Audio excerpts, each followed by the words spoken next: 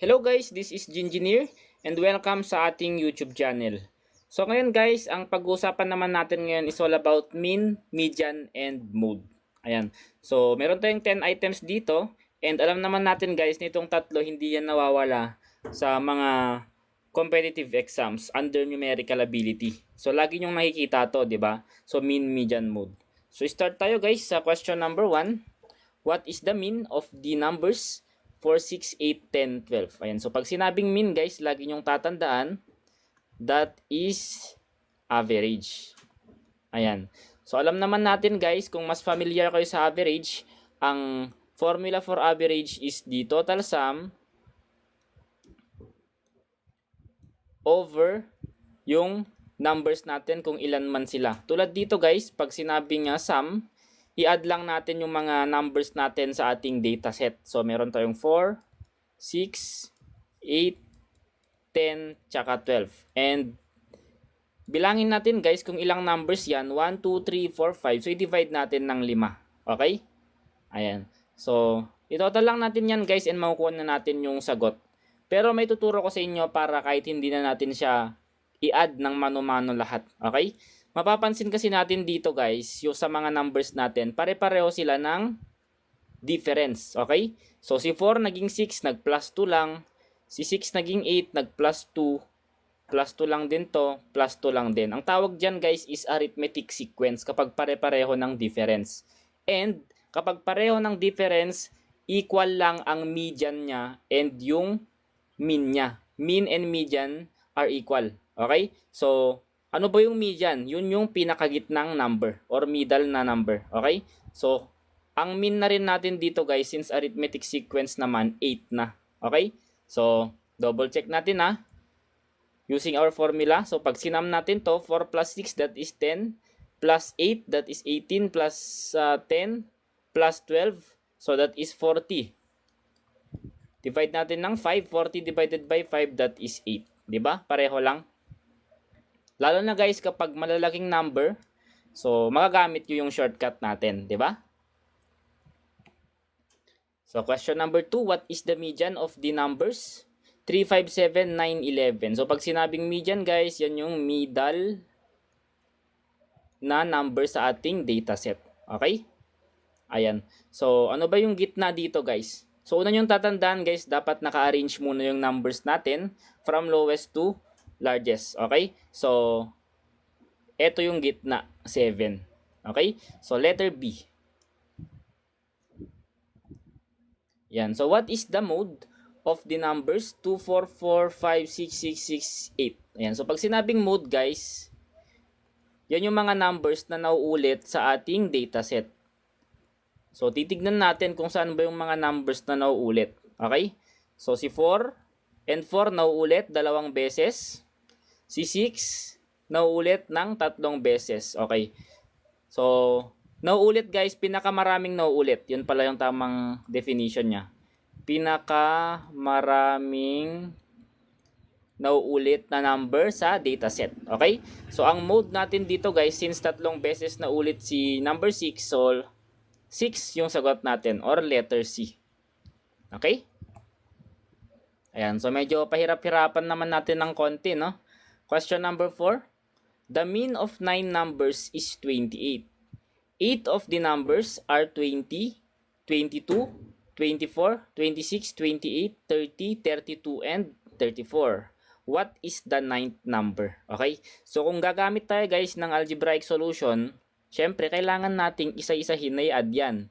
20 plus 22, plus 24, plus 26, plus 28, plus 30, plus 32, plus 34. Ang dami, no?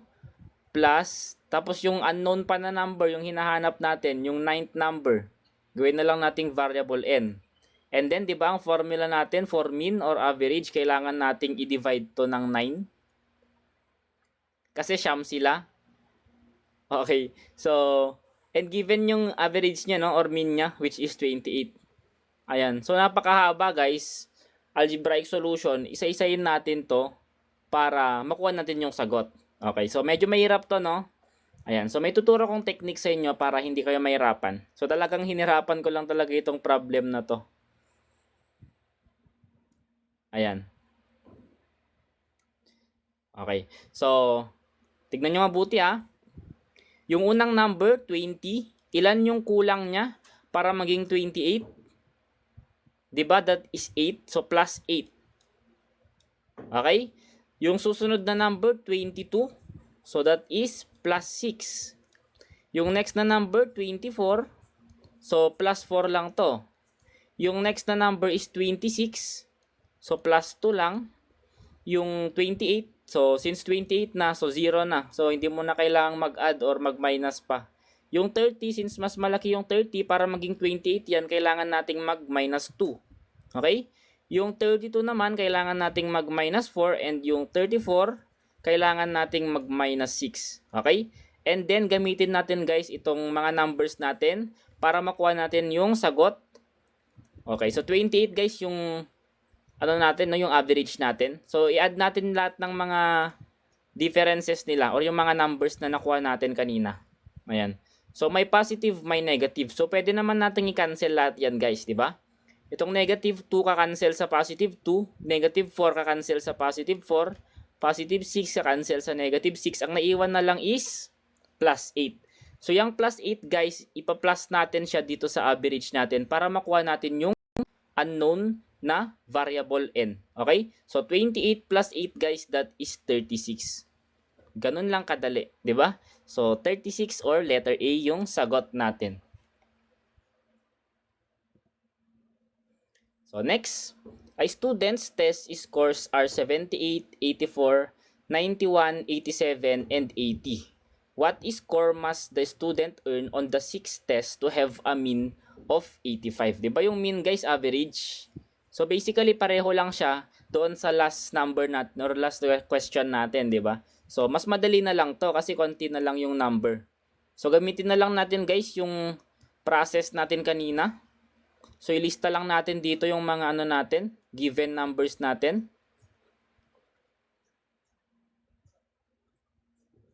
Ayan. And ang average natin guys or mean natin, that is 85. Okay? So, ipunta lang natin itong 78 sa 85. Kailangan nating mag-plus 7. Itong 84, kailangan nating mag-plus 1 para maging 85. Itong 91, kailangan nating mag-minus 6. Itong 87, mag-minus 2 tayo. And itong 80, mag-plus 5 tayo. Okay? So, para maging 85 siya. So, i-add lang natin guys itong mga nakuha natin. 7 plus 1, that is 8 minus 6, that is 2 minus 2, 0 na, plus 5. So, plus 5 na lang yung naiwan. So, 85 plus 5 ang sagot natin is 90. Question number 6.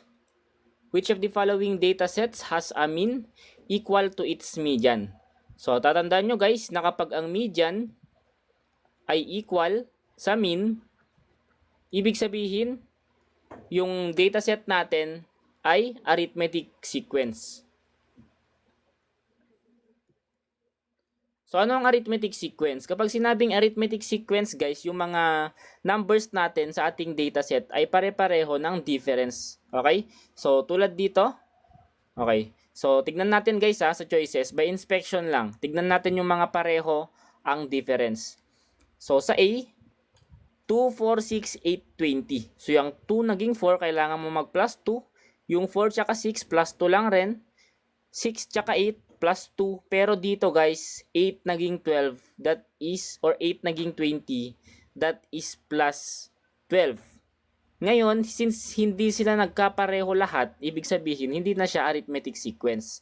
So, X na to. Okay?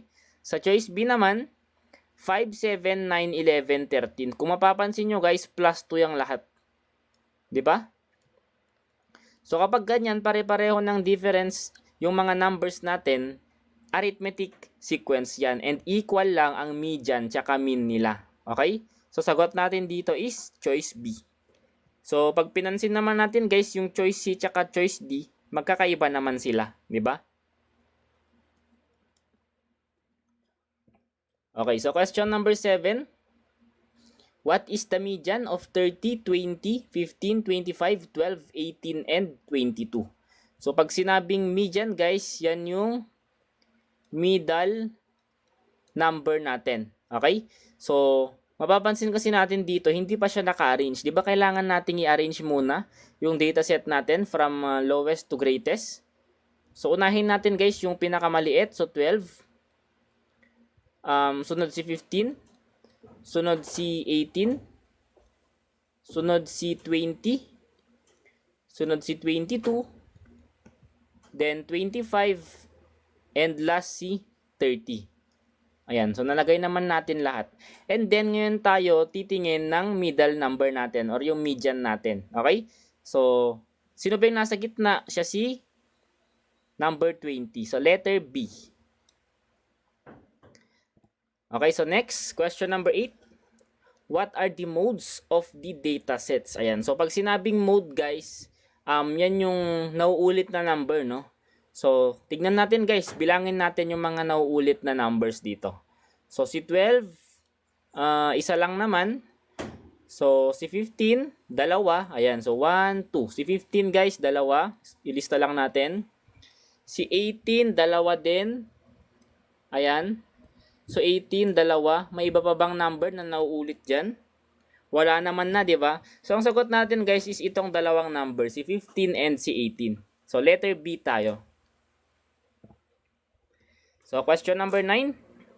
The average age of 10 students is 16 years. After a new student joins the group, the average becomes 17 years. How old is the new student?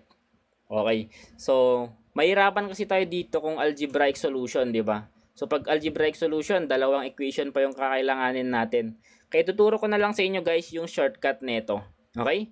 Ayan. So ang hinahanap natin kung ilang taon na yung new student. So ang gagamitin natin is yung product nung first condition minus yung product ng second condition. Okay?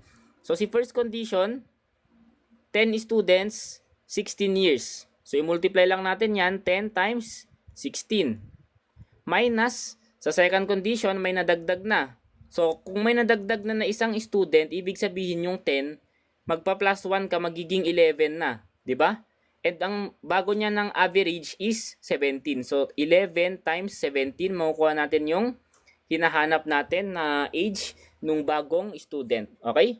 So, 10 times 16, guys, that is 160. Minus 11 times 17. 11 times 17. 7 times 1 is 7. 7. 1 times 11 is 11. So, 7, 8, 1. So, 187.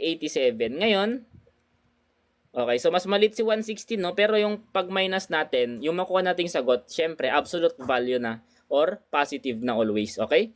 So, 160 minus 187, pwede lang naman nating baliktarin yan. Magiging 187 minus 160. Since absolute value nga yung kinukuha natin. And that is equal to 27. So, letter C. So, last number, question number 10. The data set is 18, 20, 24, x, 24, 26, 32. If the mean, median, and mode, so pare-pareho yung tatlo, no, are all 24, what is the value of x? Okay, so 24, guys, yung ano, no, yung mean, median, and mode niya. So basically, by inspection lang, masasagutan na natin to. Kasi pansinin nyo, yung mga numbers natin sa dataset natin naka-arrange from lowest to largest, and then yung x is also nakagitna or siya yung median. Okay? So, what is the value of x? So, given naman na, guys, no, yung sagot. So, kailangan na lang nating i-analyze. So, yung x, guys, pag ginawa mong 24 yan, since siya yung median natin, edi siya pa rin si mode, and kapag sinolve mo yan, siya pa rin si mean. So, ang sagot natin, guys, by inspection is letter C. Ayan. So, tapos na tayo, guys, sa ating 10-item question under mean, median, and mode topic, no? So, sana marami kayong natutunan. Marami kayong shortcut na natutunan, no? So, yun lang, guys. Salamat sa panonood. Thank you so much.